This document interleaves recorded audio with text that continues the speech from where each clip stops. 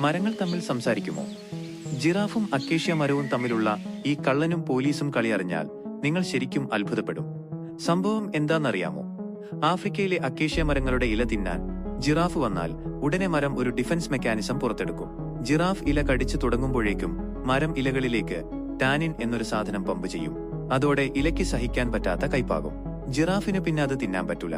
പക്ഷെ ട്വിസ്റ്റ് ഇതൊന്നുമല്ല. താൻ ആക്രമിക്കപ്പെട്ടു എന്ന് മനസ്സിലായാൽ ഈ മരം എഥിലീൻ എന്നൊരു ഗ്യാസ് വായുവിലേക്ക് വിടും. ഇത് കാറ്റിലൂടെ പറന്നുപോയി തൊട്ടടുത്തുള്ള മറ്റു മരങ്ങൾക്ക് ഒരു മുന്നറിയിപ്പ് കൊടുക്കും. മക്കളെ, ശത്രു വരുന്നുണ്ട്, വേഗം ഇലകളിൽ വിഷം നിറച്ചോ എന്നൊരു സീക്രട്ട് സിഗ്നൽ. ഈ മെസ്സേജ് കിട്ടുന്നതോടെ ആ പരിസരത്തുള്ള മരങ്ങളെല്ലാം ഇലകൾ കയ്പുള്ളതാക്കി മാറ്റും. അപ്പൊ ജിറാഫ് പട്ടിണിയാകുമോ? ഇല്ല, ജിറാഫ് വേറെ ലെവലാണ്.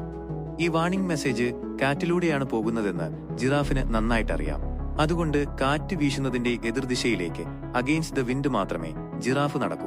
കാറ്റിന് എതിർദിശയിൽ നിൽക്കുന്ന മരങ്ങൾക്ക് ഈ മെസ്സേജ് കിട്ടില്ലല്ലോ. അതുകൊണ്ട് അവിടെ സുഖമായി ഫ്രഷ് ഇലകൾ തിന്നാം. അതായത് മരങ്ങൾ അലേർട്ടാകുന്നതിന് മുൻപേ സിഗ്നൽ കിട്ടാത്ത ഏരിയയിലേക്ക് മാറി നിന്ന് ഫുഡ് കഴിക്കുന്ന അൾട്രാ ലെജൻഡാണ് ജിറാഫ്.